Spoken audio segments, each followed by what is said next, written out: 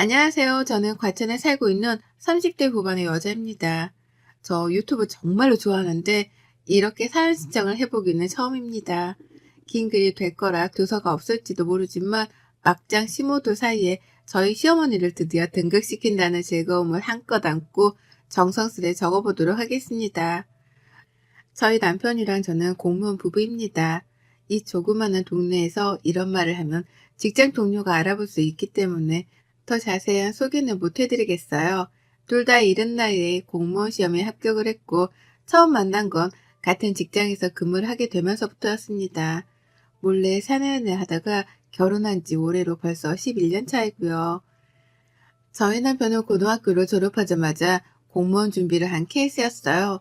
공무원을 해야 한다고 강요하는 시부모님 때문에 다른 걸 할 생각도 못한 채 공무원을 양성하는 전문대학으로 진학까지 한 사람이었습니다. 저는 그와 반대로 보통의 대학에 진학을 해서는 대학을 졸업하자마자 공무원에 합격을 한 케이스였고요. 어린 나이에 사회생활을 하게 되었다는 사실, 취업 준비를 오래도록 하지 않아도 된다는 사실은 절 너무 기쁘게 했어요.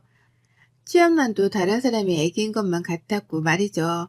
같이 공무원으로 지내던 남편이랑 연애를 하면서도 참 알콩달콩 재밌게 살았고 당연히 결혼도 할 생각으로 만났답니다. 같이 공무원인 것도 좋은데 부부 공무원이 되면 같은 근무처에서 일도 할 수 있으니 이득이라 여길 것이 많았거든요. 아마 남편도 같은 마음이었을 거고요.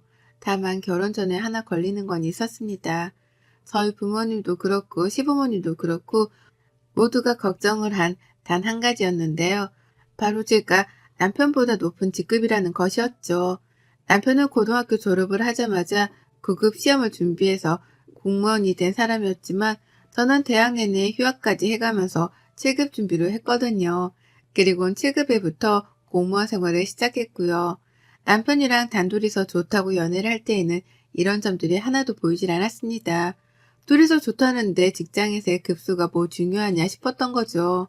하지만 결혼을 하려고 보니 양가 부모님들이 난리더라고요. 그것도 상반적으로 다른 입장에서 말이죠. 저희 부모님은 남편이 더 잘나야 잘 사는 거 아니냐는 마음으로 반대를 하셨고, 시부모님께서는 와이프가 더 잘나서 남편 길을 못 피게 할 게 분명하다는 이유로 반대를 하셨답니다. 너무 극과 극인 입장에서 결혼 반대를 외치던 두 부모님들 때문에 중간에서 남편이랑 제가 죽어나가는 상황이었죠. 그 상황이 무려 1년이 넘도록 지속되었답니다. 극적으로 결혼 허락을 받아낼 수 있었던 데에는 저희 남편의 역할이 컸어요. 저희 부모님 앞에서 무릎 꿇고 빌며 결혼 허락을 받았고 시부모님 앞에서는 저에 대해 좋게 말해주며 끈질긴 설득의 설득을 이어갔거든요. 1년이 넘도록 말이죠. 그러니 양가 부모님들도 서로가 오죽 좋으면 이러겠냐는 마음으로 서서히 마음을 풀어주셨고 그렇게 저희는 부부가 되어 식도 올리고 자식도 둘 낳고 잘 살게 되었답니다. 하지만 잘 살게 되었다고 설명하며 끝나면 좋겠는 저희의 결혼 생활은 어째 갈수록 산으로 가는 듯 시작했어요. 분명 하고 싶어 죽겠던 결혼 승낙도 받아냈고 아이들도 낳고서는 제법 잘 사는 듯 보였는데도 결혼 생활이 전혀 즐겁지 못했어요. 오히려 내가 괜히 결혼을 해서 이런 수모와 곤욕을 당해내고 있다는 생각에 우라통이 여러 번 터지는 날도 다반수였죠. 바로 시어머니의 그 말 같지 않은 농담 때문이었습니다. 저희 남편은 결혼하고 좀 있다가 제가 옮겨 다니게 된 과천으로 근무처를 따라 옮겼고 그렇게 저희는 과천에서 자리를 잡고 살게 되었어요. 저로서는 다 좋았습니다. 남편한테 직장이 가까워진 게 다행이기도 했고 친정이 바로 옆에 있는 안양에 있었는지라 뭐든 서울 살 적보다는 마음이 편했거든요. 하지만 문제는 시어머니셨죠. 시댁이 고양시에 있거든요. 서울에 살짝만 하더라도 시댁이 친정보다는 가깝다는 걸 위안 삼으며 자주 인사도 하러 오고 안부도 여쭈러 오라고 불러내기 바쁘셨던 어머님이셨는데요. 저희가 아예 과천에서 자리를 잡고 살기 시작하니 불같이 화를 내셨습니다. 결국 와이프 따라 와이프 친정이 가까이 있는 과천으로 갔다면서 이게 다 전부 제 탓이란 듯이 화를 내셨어요. 남편을 꼬드겨서 친정 옆으로 처가살이라도 하러 간 것 마냥 말이죠. 남편이 직장 가까이에 살 수 있게 되어 너무 좋은데 왜 화를 내냐며 시어머니를 설득하고 달래보려 했지만 어머님은 무려 몇 개월간이나 저에게 삐져 말도 안 거셨어요. 그러면서 다시 얼굴을 뵙게 되었을 때 굽신거리며 인사를 하는 제게 뚫어졌다는 식으로 말씀을 하더라고요. 내가 언젠가 이렇게 될 줄 알고서 결혼을 안 시키려고 한 건데 얘는 벌써 둘이고 라고요. 언젠가 제가 제 뜻으로 남편을 휘두를 거란 걸 알았다며 별 말 같자는 소리를 너무나 맞다는 식으로 당당하게 뱉어내셨습니다. 제 얼굴이 붉어지는 건 신경도 안 쓰셨어요. 제 기분이 나쁜 건 당연히 무시를 하셨고요. 그리고 그때 두 번 더 깨우쳤죠. 원래 어머님이 아들 생각만 한다는 걸 알고는 있었으나 시어머니하고는 정말 가까워질래야 가까워질 수가 없겠구나 하는 걸 말입니다. 손주 손녀를 낳기까지 한 며느리인데도 여태 아들 깃빨아먹고 살진 않을지에 대해서 경계하기만 하는 시어머니하고는 저도 친해지고 싶은 마음이 없었고요.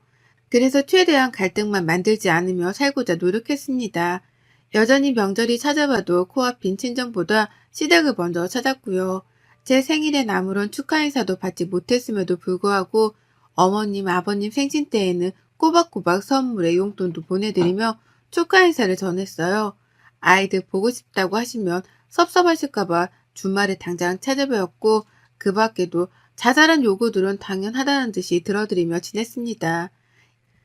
이렇게 가까이에서 지내버릇하면 과천으로 이사를 간 것에 대해서 덜 속상해하실 거라 생각을 했어요. 이 이상으로 친하게 지내며 모녀 같은 시어머니와 며느리 사이를 만들고자 하지는 않았고요. 하지만 갈등 없이 잘 지내는가 싶다가도 꼭 한 번씩 시어머니의 말씀 때문에 제 속이 뒤틀리곤 했습니다. 제가 할도리만 잘하고 지낸다면 욕먹을 일도 없고 갈등을 일으킬 일도 없을 거다 생각했거든요. 그러나 잘하면 할수록 자주 듣게 되는 시어머니의 그 얼토당토 없는 농담들 때문에 마음 편할 새가 없었어요.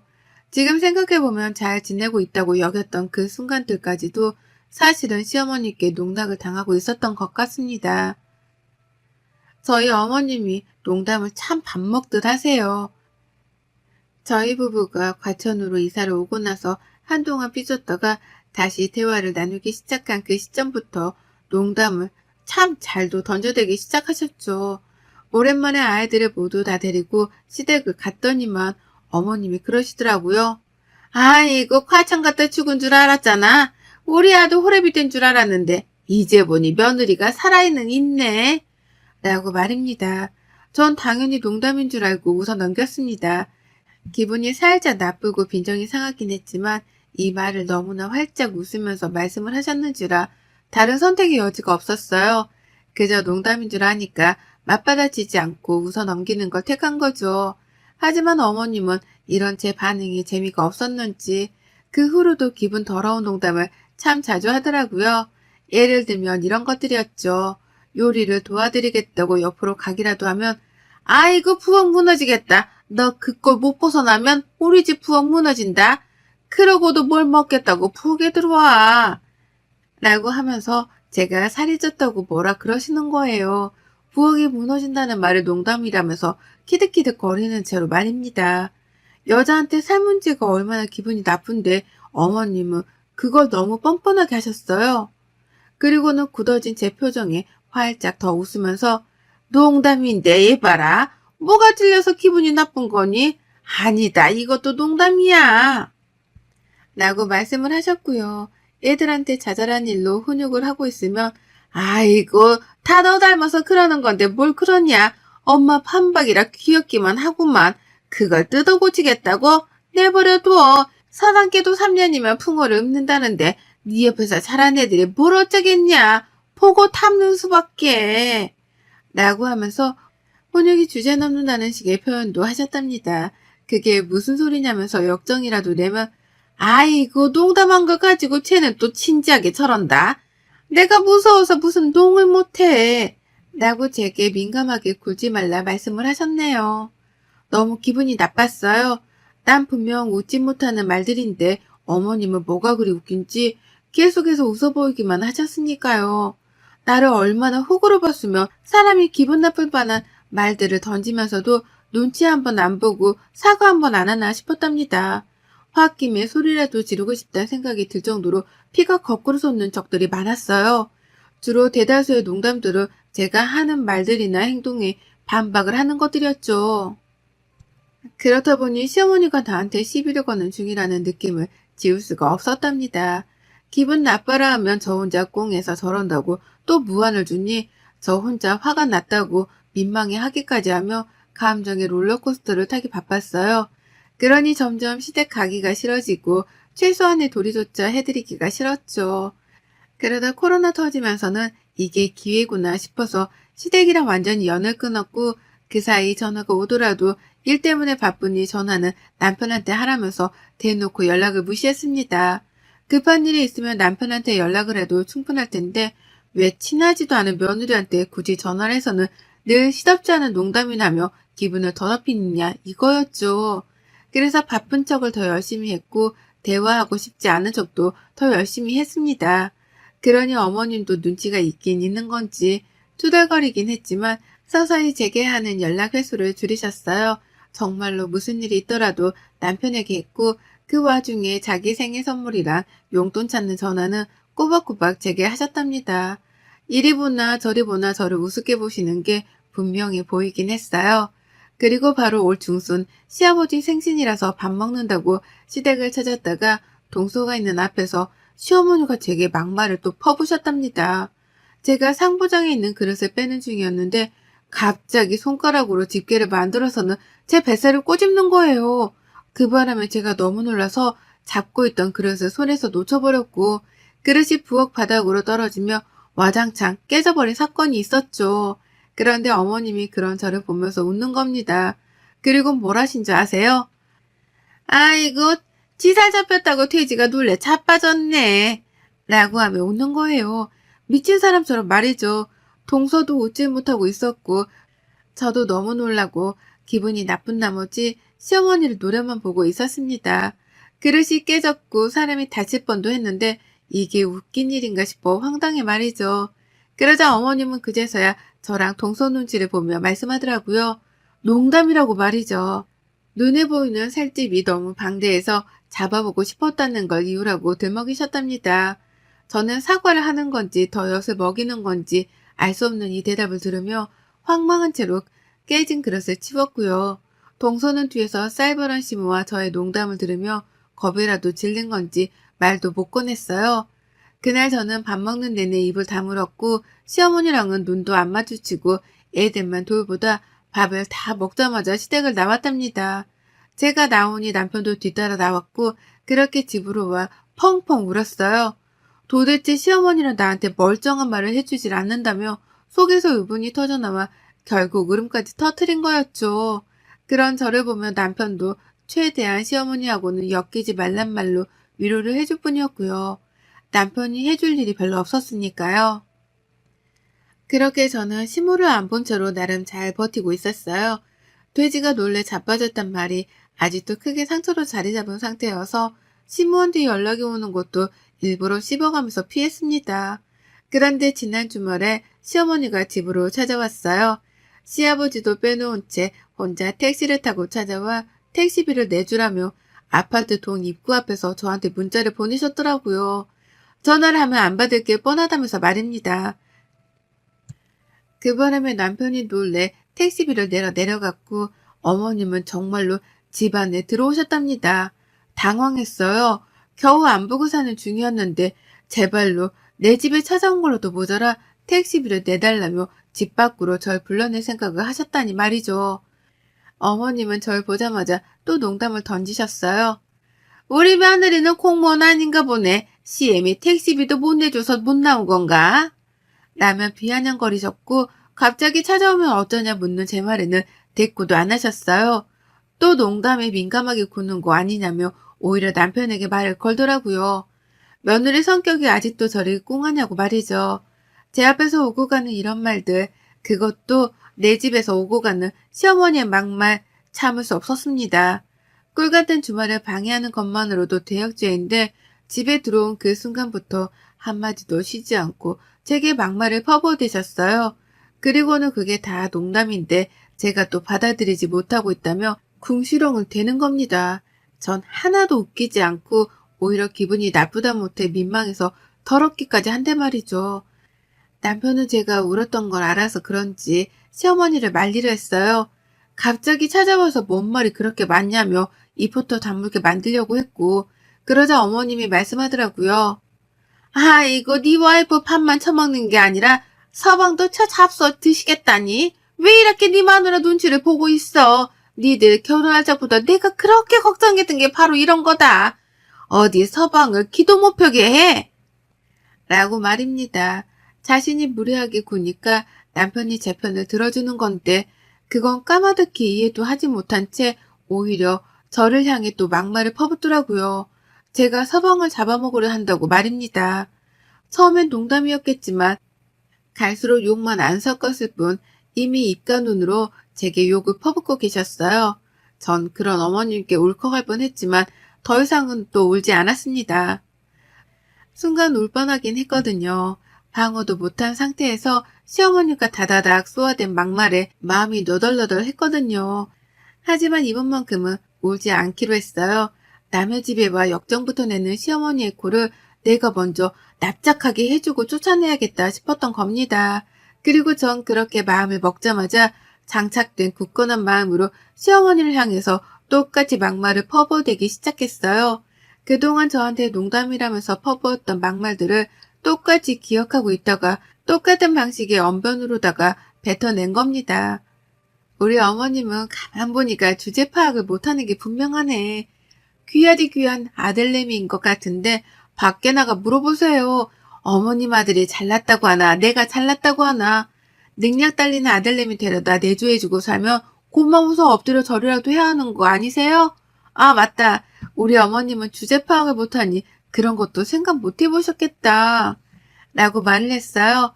한 번도 남편 앞에서 이런 식으로 말을 해본 적이 없었으나 지금 당장 시어머니를 엿먹이는 게 급했는지라 마구마구 퍼부어댔습니다.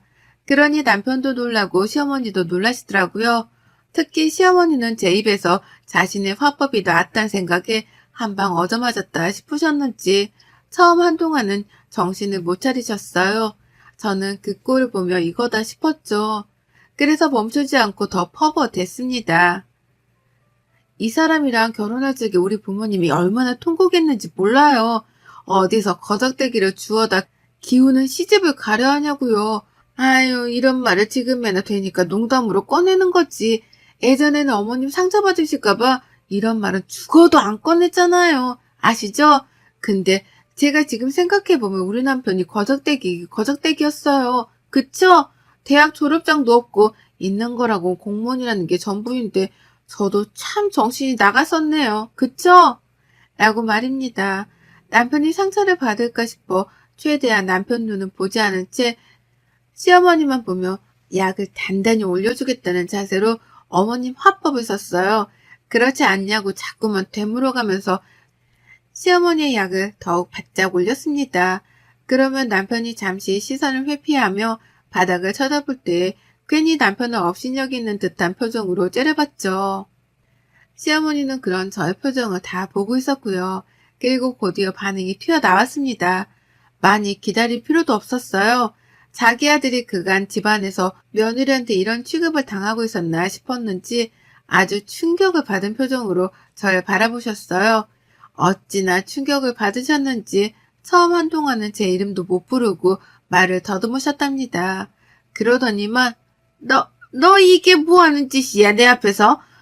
내가 보는 앞에서 내 아들한테 뭐? 거적대기? 야, 너 대학 졸업장만 있으면 다냐? 너 설마 네 남편한테도 지금껏 이따구로 얘기한 거야? 라고 하면서 남편과 저를 번갈아 막 서럽다며 눈물을 글썽거리더라고요. 화도 났는지 목소리도 점점 커졌고요. 그래서 제가 아이고 농담을 농담으로 못 받는 거 보니까 그간의 아들내미가 저보다 기울어진다는 걸 알고는 계셨었나 보네요. 왜 그러세요? 어머님 좋아하는 농담을 저도 해드린 것뿐인데 뭐 상처를 크게 받았나 보네요. 이제라도 주제 파악을 하신 건가? 라면서 더 크게 웃어 보였습니다. 어머님이 그간 저한테 하셨던 것처럼 저도 농담인데 왜 그러냐며 막 웃어 놀렸어요. 더 야구를 하고 바짝 웃었죠. 그러자 어머님은 우라통이 너무 나셨는지 감정을 주체하지 못하고 막 소리를 지르셨고 그걸 말린다고 남편은 어머님을 끌어안았어요. 순식간에 집안 분위기는 개판이 되었고 어머님은 급기야 화를 내다 울음을 보이셨습니다.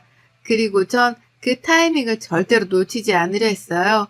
우는 시어머니의 얼굴을 보고 사과를 하기는커녕 더욱 바짝 약을 올리다 못해 속 터지게 해드리고자 했답니다. 우는 어머님 앞에서 아이고 우리 어머님 그간에 모자란 아들한테 시집온 저한테 미안한 게 많으셨나 보네요. 왜 우세요? 하긴 뭐 나 같아도 내 자식을 이렇게밖에 못 키워놓고 더 잘난 며느리한테 장가 보내면 미안해서라도 며느리한테 엎드려 절만 하고 살겠어요. 아니지 어버 키워야 하나? 라고 하며 좋다고 웃었더니만 어머님은 결국 제 분을 참지 못한 채 머리를 뜯다 도망을 치셨답니다. 눈물만 왈칵 쏟는 모습을 며느리 앞에 보이며 자기 머리를 뜯으며 집을 나가버리신 거예요. 할 말도 없는 와중에 며느리가 맞는 말만 해가면서 자신이 했던 화법을 똑같이 쓰니까 반박할 여지가 도무지 없었던 겁니다. 그러니 도망을 가는 방법을 택할 수밖에 없었던 거죠. 저는 도망치는 어머님을 잡지 않았고 나가 붙잡으려는 남편을 붙잡았어요. 내가 지금껏 이런 식의 농담을 어머님으로부터 당하고 살아왔다고 말을 하니 남편은 바로 시어머니를 따라가길 포기했답니다. 그리고 전 어머님이 엘리베이터를 채 타기도 전에 들으라며 문을 쾅 소리까지 내며 먼저 닫아버렸어요. 두 번 다시 내 집으로 먼저 들어올 생각도 하지 말란 일종의 경고였죠. 그리고 그날에서야 저는 비로소 지난 세월 동안 시어머니로부터 들었던 수모를 말끔히 씻는 듯한 개운함을 느꼈답니다. 한두 번도 아니고 매번 그런 식의 비아냥거리며 내 속을 뒤집는 게 참 역겨웠는데요. 자기 아들 욕보이는 말을 더 해가면서 똑같은 화법으로 쏘아대니 바로 나가 떨어질 줄이야. 이렇게 쉽게 어머님이 무너질 줄은 상상도 못했네요. 그간 얼마나 자신의 아들을 핸디캡으로 생각했으면 저리 민감하게 반응을 하실까 싶어서 오히려 지금은 우습기까지 합니다. 이제는 저 스스로에 대한 방어를 충분히 한 후 시어머니를 마주할 생각이에요. 뭐라도 또 한마디를 하신다면 이날 어머니께 뱉어낸 막말 그대로 복사 붙이기를 해서는 시어머니께 또 들려드릴 거랍니다. 아들 생각해서라도 며느리 앞에서 잘하라고 말이죠. 그럼 어머님은 또 자존심이 상해 화를 못 이기다 저에게서 도망을 치시겠죠. 전 이제 더 이상 어머님이 무섭지도 않고 피하고 싶지도 않습니다. 무슨 말을 해야 어머님의 입을 꾹 다물게 할 수 있는지에 대해 잘 알기 때문에 늘 이날의 대화를 제 입안에 장착하고는 어머님을 뵐 거예요. 벌써부터 다음번 만남이 기대가 되는 것도 참 신기할 따름이네요. 여러분의 생각은 댓글로 남겨주세요. 오늘도 시청해 주셔서 정말 감사합니다.